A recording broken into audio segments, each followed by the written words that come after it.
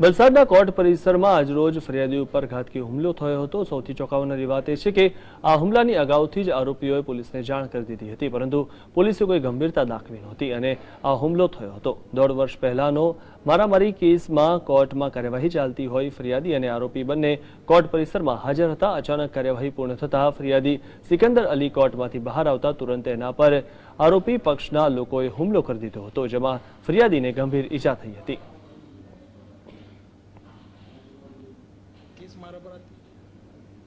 ધમકી આપેલી એ લોકો તો હું કેસ કરેલો હતો, આની આજે જબાની હતી કોર્ટમાં, તો એ બંને ભાઈ આવેલા હતા, તો હું જબાની આપીને ઉતાર્યો નીચે, તો એ લોકો બંને હતા અને મારું અત્યારે મુંબઈમાં કેસ બન્યો, તો એ લોકોને બોલાવેલા હતા।